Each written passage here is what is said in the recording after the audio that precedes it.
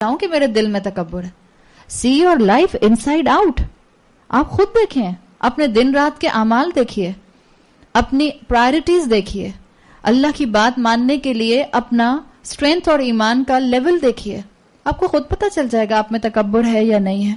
انسان شیطان بھگاتا رہتا ہے انسان کو خواہشات کے پیچھے, تاکہ انسان جو ہے وہ آہستہ آہستہ اللہ سے دور ہوتا جائے. اور قرآن میں آتا ہے آیت کا مفہوم کہ جب انسان کے دل میں شیطان کی ڈالی ہوئی وسوسے اور وسپرز آتے ہیں, سب سے پہلی چیز جو انسان کی زندگی میں ہوتی ہے, انسان نمازوں سے دور ہونے لگ جاتا ہے. اگر آج ہماری اولادیں نمازوں سے دور ہیں, اگر آج مسلمان امت نمازوں سے دور ہے, اگر آج ہمارے رشتہ دار نمازوں سے دور ہیں, اس کا مطلب ہے کہ ان کے دلوں میں شیطان نے ڈیرا جمایا ہوا ہے. دس از اے سمپل ایکویشن. تو آپ اور میں ان کو جنوں کے حوالے کر دیں گے. کسی پر جن چڑھتا ہے تو کیا کرتے ہیں آپ لوگ؟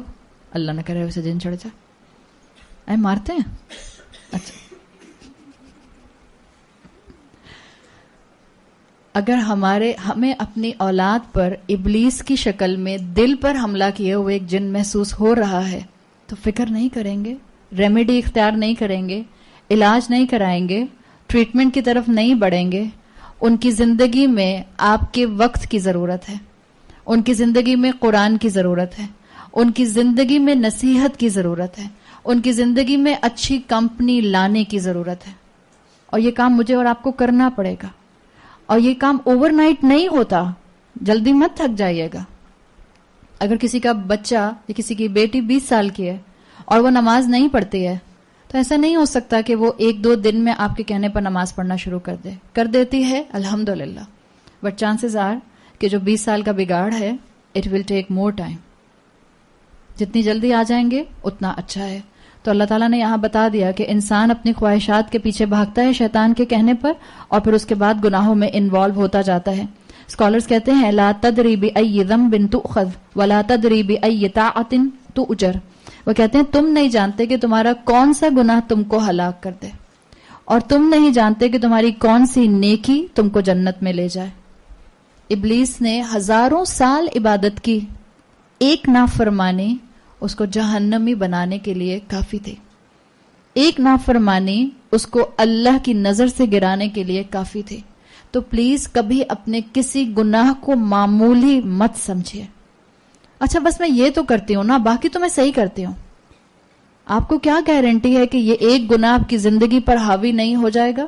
من کسب سیئۃ, جس کسی نے ایک غلطی کمائی, وَأَحَاطَتْ بِهِ خَطِیئَتُهُ, اور اس کی خطا نے, اس کے گناہ نے اس کو احاطہ کر لیا. کسی گناہ کو معمولی سمجھ کر کنٹینیو مت کیجیے, اور کسی نیکی کو معمولی سمجھ کر اگنور مت کیجیے. اللہ نے تو اس شخص کو بھی بخش دیا تھا جس شخص نے راستے سے نقصان دہ چیز کو ہٹایا تھا. اللہ نے تو اس شخص کو بھی بخش دیا تھا جس شخص نے پیاسے کتے کو پانی پلایا تھا. کسی نیکی کو معمولی سمجھ کر مت چھوڑیے. آپ کو لگتا ہے کہ نیکی معمولی ہے, کوئی بڑی نیکی کروں گی, کوئی بات نہیں. کیا معلوم بڑی نیکی کی مہلت ملتی ہے کہ نہیں ملتی. مسکرا کر دیکھنا نیکی, جھگڑوں کو ڈیفیوز کر دینا نیکی, ایک دوسرے کو ان کے حقوق دے دینا نیکی, نرمی سے بات کرنا نیکی, سامنے والے کے غصے کے اوپر صبر کرنا بہت بڑی نیکی, بہت بڑی نیکی.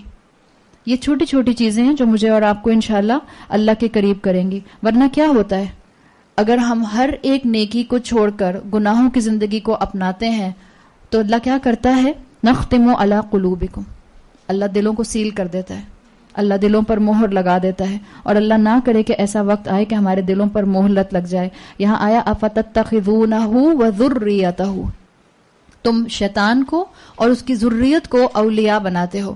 ابن تیمیہ کہتے ہیں, شیخ الاسلام ابن تیمیہ, وہ کہتے ہیں کہ جو شیطان ہے اس کے لیے اللہ نے اس کو ایکسٹرا آرڈنری عمر دی ہے. شیطان کو موت نہیں آئی جب سے بنا ہے, انسانوں سے بھی پہلے سے, اور ہزاروں سال اس سے پہلے سے تھا. اس کے بعد اس نے آدم علیہ السلام کو سجدہ نہ کر کے نافرمانی کی. انٹل ناؤ, اب تک زندہ ہے اللہ کی دی ہوئی اجازت سے, اور اس کی نسل چل رہی ہے آگے, اس کی پروجنی ہے. اور امام ابن تیمیہ کہتے ہیں کہ اللہ نے اس کی جو پروجنی بنائی ہے اس میں اس نے اپوائنٹ کیے ہوئے ڈپارٹمنٹس میں اپنے بچے. ایک بچے کا کام ہے قتل کا ڈپارٹمنٹ سنبھالنا, ایک بچے کا کام ہے ساس بہو میں جھگڑا کرانا. اس کے ایک بچے کا کام ہے شوہر اور بیوی میں جھگڑا کروانا, اور وہ بچہ اس کو سب سے زیادہ پسند ہے. معلوم ہے نا آپ کو؟ ایک بچے کا کام ہے معاشرے میں فساد ڈیولپ کرنا. تو اس نے اپنی پروجنی کو مختلف ڈپارٹمنٹس